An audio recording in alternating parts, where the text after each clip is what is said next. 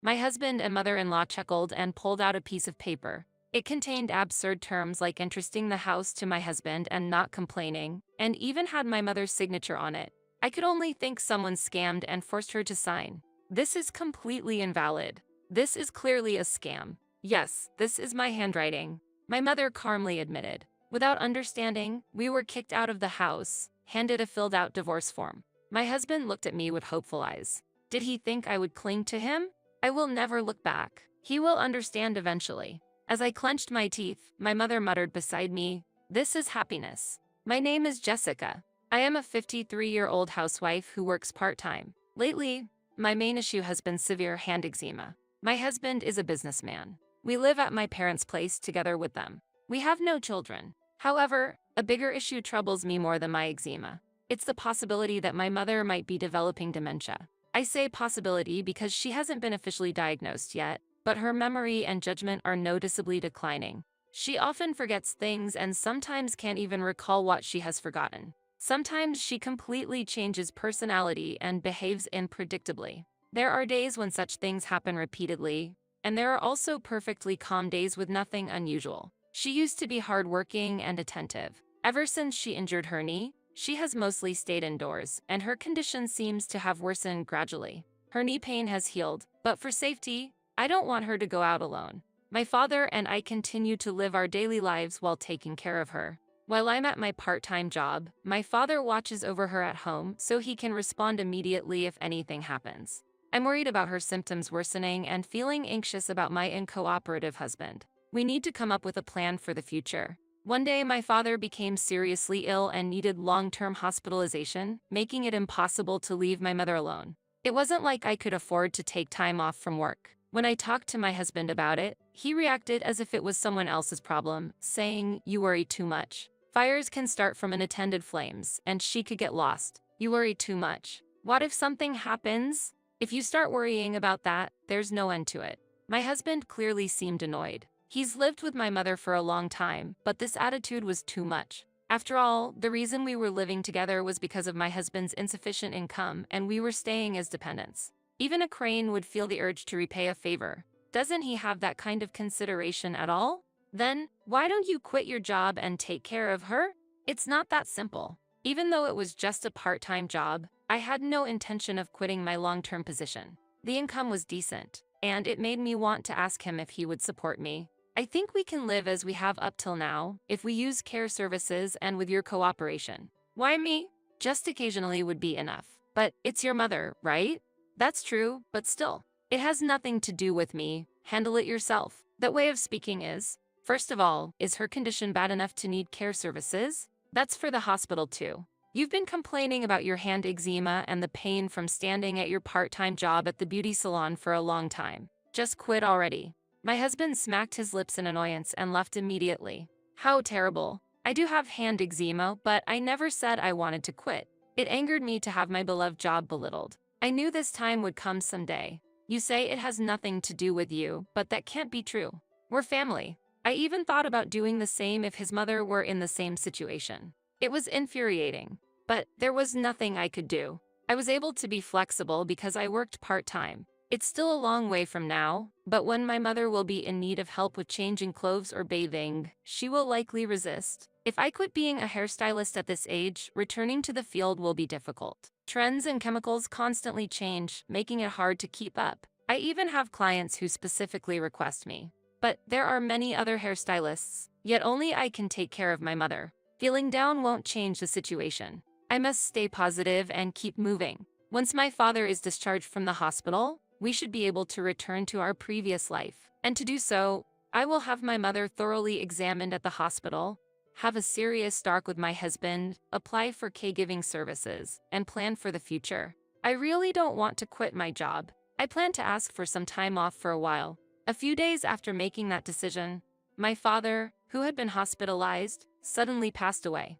I couldn't believe it. When a relative dies, there's no time, not even for mourning. Preparations for the funeral and numerous procedures are needed one after another. My mother was devastated, sometimes looking dazed like a child and occasionally bursting into tears, unable to control her emotions. Dressed in mourning clothes, my mother seemed transformed, fulfilling her role as the chief mourner with dignity. I also did my best to support her, staying by her side throughout. It was quick, but we got to send off my father. For the first time, we truly felt the loneliness of his absence, both emotionally and physically exhausted. He wasn't talkative, but I remember my kind-hearted father. I understand that he is gone, but his chair, teacup, reading glasses, and the novel he was halfway through reading were still as they were left. Neither my mother nor I were ready to put these things away yet. It was at this time that my husband brought his parents over. Indeed, he had said this morning that he would bring them to help clean up the house. While I appreciated the thought, I was not ready yet, so I decided to decline their help and just serve them tea before asking them to leave. My mother seemed quite tired and soon began dozing off. I wanted to leave her undisturbed. I led my in-laws to the dining room and prepared tea. My husband demanded, not tea, make coffee, and bring out something sweet. I momentarily thought, these are your parents. Why don't you handle it? But harboring resentment for long is pointless. I've decided to live positively. Let's call a service to dispose of the large items quickly. Let's do that, said my mother-in-law and husband. I wish they wouldn't decide everything on their own. I'm sorry, but I'm not ready to clean up yet. What? My mother-in-law was surprised. Let's postpone it for a little while longer. What? My mother and I are emotionally not ready yet. When I explained this, my mother-in-law looked doubtful and argued, that's troublesome. We can't do that. I couldn't understand why it would be troublesome for her. I looked at my husband for his reaction, but he avoided my gaze. The house has already been passed on to the eldest son and his wife. The renovations are about to start soon. And what about where we will go? I'm sorry, I don't quite understand what you mean. Suddenly, my husband declared, from now on, I'll live here with my parents. What are you talking about? Everything has already been decided. What? But this is my home. I was bewildered, and my husband wouldn't look me in the eyes. Jessica, didn't you know? My mother-in-law joined as if it were obvious. I did tell you. You probably forgot because you were busy with the funeral, my husband stated calmly. There's no way I would miss hearing such an important information, no matter how busy I was. I have no idea what you are talking about, and you can't do this without my consent. Your consent isn't needed anymore. It's already resolved. What do you mean? I've already settled it with your mother. I felt as if cold water had been splashed on me. When did such a discussion even happen? Could it be that they decided this while my mother was out of her senses? This can't be allowed. I stood there, stunned. My mother-in-law addressed my husband. You know, someone who has quit their job and does nothing, and an old person who needs lots of care can be a handful, right? My husband nodded in agreement. That's right. That's why you two need to leave this house, and preferably soon. I was too shocked by her words to even respond. Someone who does nothing and an old person who needs lots of care? Is she referring to my mother and me? Why do we have to leave? This is my parents' house. Please take that back. Oh, Jessica, don't make such a scary face. I am still working, and I'm not being dependent. My mother does not have dementia. That's completely false. I cannot tell lies, haha. How can she laugh and say that? My head was spinning. While smiling, my husband and my mother-in-law pulled out a document. There's no taking it back. We've already got the signatures on paper. The document contained absurd terms like entrusting the house to my husband and not complaining, and even had my mother's signature on it. Indeed, it was my mother's signature. I could only think it was a scam that forced her to sign. This is completely invalid. This is clearly a scam. Huh? Did you make her sign this while she was not in her right mind? That's invalid. What are you talking about? You just said that she doesn't have dementia. He retorted. At that moment, my mother, who should have been sleeping until just before, appeared. Hello everyone, what brings you here today? My mother greeted everyone cheerfully, without any prior indication. This signature is your handwriting, isn't it? You did sign here, right? My husband suddenly pressed my mother. Yes, this is my handwriting, my mother smoothly acknowledged. This is a despicable tactic. Now that you understand, pack your things quickly and leave the house. Impossible. If you continue to stay here, I'll call the police for trespassing. I was threatened. This situation was too unreasonable. Without getting to the bottom of it, we were driven out of the house, while holding a completed divorce form. My husband looked at me with a smirk, as if expecting something. It was as if he thought I would cling to him. I tried hard not to meet his eyes, holding back my anger. When leaving the house, I wanted to take at least one of my father's belongings, and what I managed to get was a pair of leather shoes that were at hand. I remember how lovingly my father had cared for them. Though men's shoes may be of no use, It was better than leaving with nothing. My mother and I got into the car and just kept driving aimlessly. Anger towards my husband and his parents, sadness over what I had lost, and a vague sense of anxiety mixed together. Carrying an immense sense of despair, I wondered how my mother and I would go on from here. It seemed impossible to have hope anymore. I couldn't stop my tears. Then, my mother, who had been quiet all along, murmured softly, "This is happiness." Even after my father's sudden death and being driven out of the house, my mother expressed emotions opposite to mine. Could she be confused? Complex emotions different from anger welled up in me, and I found no words to reply. But my mother continued, "It feels refreshing. Unnecessary things naturally drift away, and you don't hold any regrets, do you? But I do have attachments to my childhood home." When I responded bluntly, my mother laughed and said, "That old, big house is falling apart. Why do they even like it? It's hard to maintain and dispose of, but it's lucky that they're taking it off our hands." Her optimistic attitude was surprising. "I wanted Dad to live longer." "What are you talking about? It was better this way." "I didn't want to make your father sad." "What about the furniture and appliances that you liked and chose? Aren't you sad to let those go? We can just buy new ones. That's the fun part. Aren't you upset being called a senile old person? That's a path everyone will follow." What the? Even though I felt like we had lost everything, my mother was remarkably calm. Annoyed, I thought that she would probably forget what was said today very soon. "I'm truly happy when you're by my side," my mother said. "If you weren't here, maybe I would have followed your father." She added, "Mom, don't worry, it's okay," she said, and then she started dozing off again. She was childlike in her innocence. Yes, it's enough that I remember the things my mother forgets. Although I'm not fully recovered yet, being with my mother makes me feel like I can manage somehow. Right after that, I received a message from my husband. "If you beg me, I might forgive you. It shouldn't be a problem to put your mother in a facility," he said. Huh? He might forgive me? Did I do something wrong? It was clear they intended to treat me as a maid. Not wanting to talk anymore, I answered, "That's fine," and ended the call. After that, my mind cleared up. Actually, I no longer needed my husband. I explained the situation to my part-time job and decided to become an independent hairstylist. Using my savings, I acquired a used single-family home in the town next door. That house had previously been used as both a residence and a hair salon. The owner of my part-time job helped arrange the purchase, and I got it for an unbelievably low price. The place allowed me to work while taking care of my mother at home. The owner also greatly supported me when I needed equipment and renovations for the shop, saying, "Jessica has supported us for a long time." That kindness deeply touched my weary heart. I used up all my savings for the opening, but I had no regrets. I had given up on owning my salon because my husband was against it, but it was my long-held dream. Whether I'll succeed is unknown.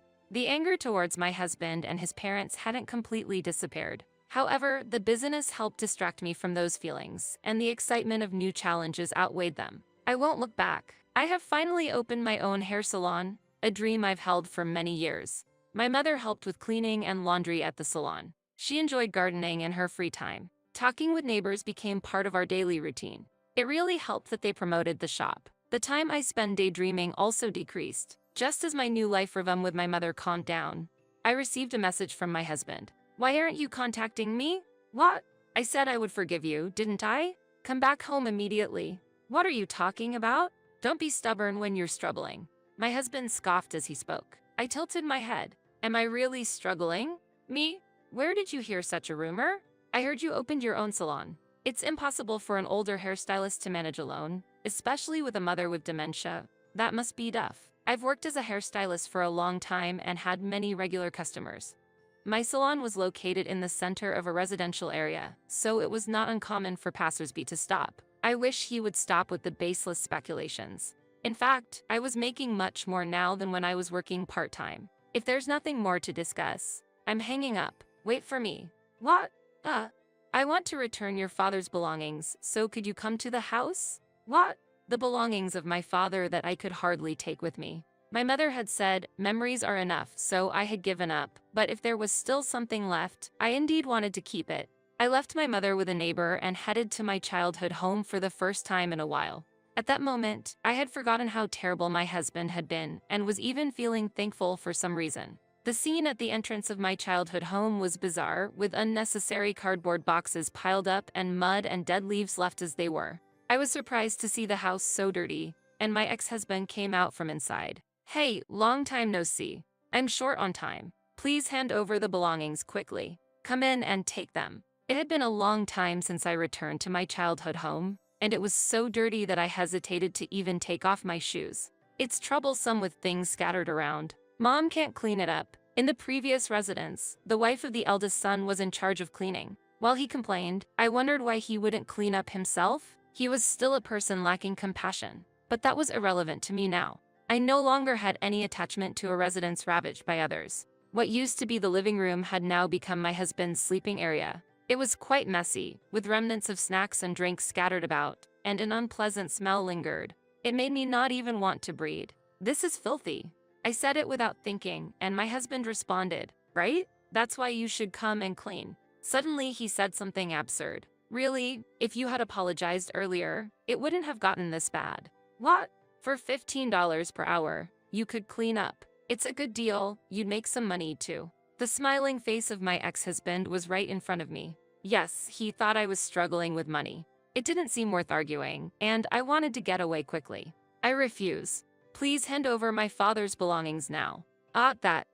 It seems my mother accidentally threw them away. So that's what was going on. I wasn't exactly suspecting a lie, but it was a gamble. And indeed, it was disappointing. Disappointing. But this made my decision clear. I had nothing more to expect from this residence or my husband. As I was about to leave, my husband blocked the way. "How annoying. Please move." "Wait, don't be mad. It's okay for you to come back, just you." "What? Really? You're such a bother. You should have just complied. Listen, this is your last chance." "I don't understand. What are you dissatisfied with? If you need a maid, you should hire someone else." "Hey, don't get ahead of yourself. What can a part-time worker do?" I felt insulted. It was ridiculous. Had he forgotten? I worked part-time because he disliked it. He didn't like it when my income increased. I supported him so he could focus on his career, but now I was fed up with being looked down upon as just a part-time worker. "You're in the way." "What?" I said, "You're in the way. You can't do anything with your meager salary." "What?"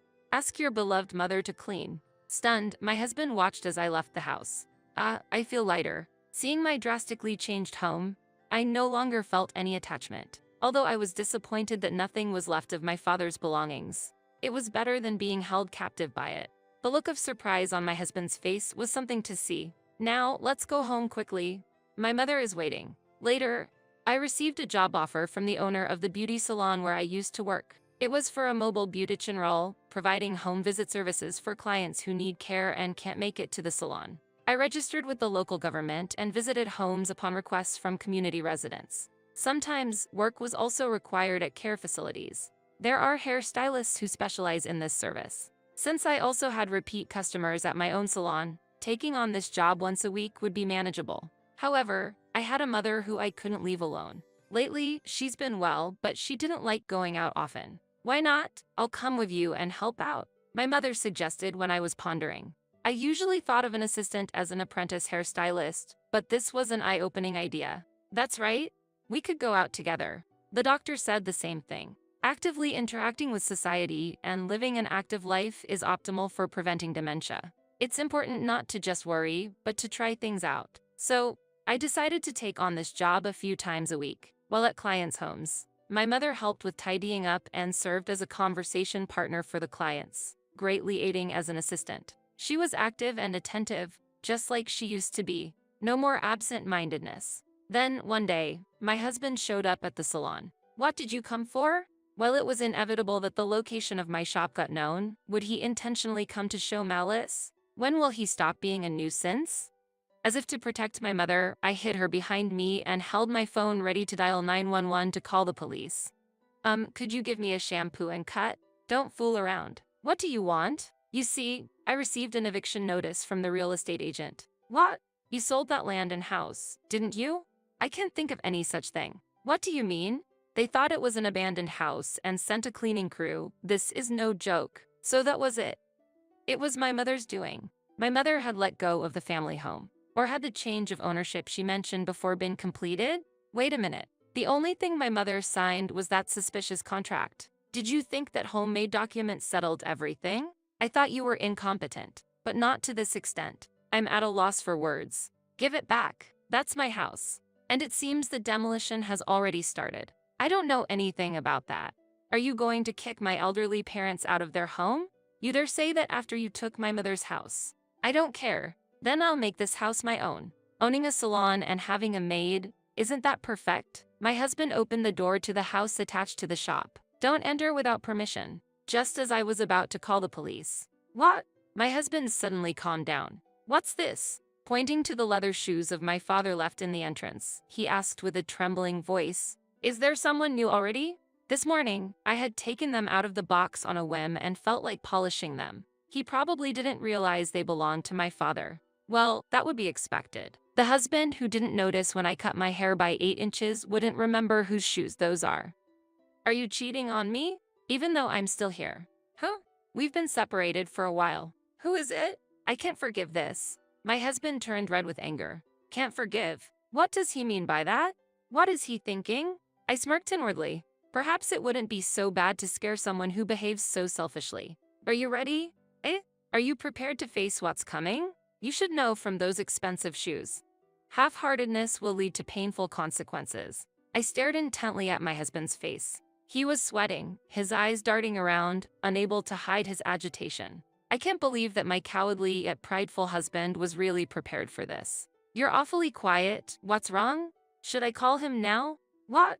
Call? What? Is someone there? Hey darling, can you come here, please? Goodbye. My husband ran off like a whirlwind. My mother covered her face with her hands, trying to suppress her laughter. Ahaha, look, how fast he can run away. I felt a sense of relief, my tension going away. My mother kept laughing.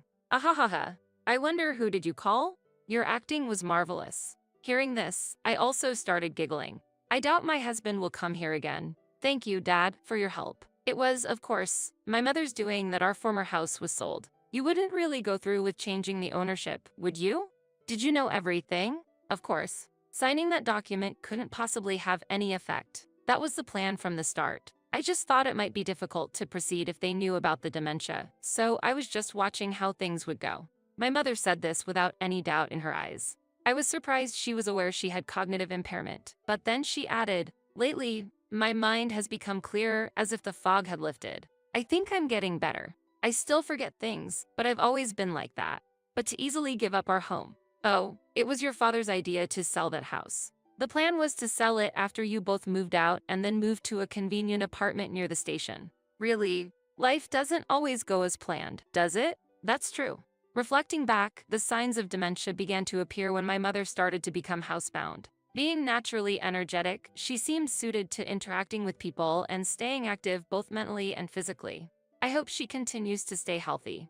I have to earn my own pocket money as an assistant, she said, so it seems I don't need to worry for a while. As for my ex-husband and his parents, they tried to return to their previous home but were not welcomed by the eldest son and his wife, given the difficult personality of my mother-in-law who disliked cleaning, and my self-centered and unhygienic ex-husband. It's no wonder they were refused. The house was already in the name of the eldest son, and they couldn't touch it. The relationship between my ex-husband and his parents seems to have deteriorated, with both sides placing blame on the other. My ex-husband was blamed for losing their place to live. You need to take responsibility. Out of necessity, he bought a used house with an unreasonable mortgage, but knowing his savings and income, it seemed reckless to me. He will have to live frugally to pay off the debt. The new home already looked like a trash house, and they had just moved in. They also got scolded by the strict neighborhood association president for stacking garbage bags in front of the house, and were disliked by the neighbors. They really needed to clean up. Honestly, it's none of my business, and I don't care much, but I hope they don't bother others. And you know what? His parents are still healthy. They should work to support their low-income son. If they don't want to be scolded, they will at least have to clean up by themselves. It should also have good effects for preventing dementia.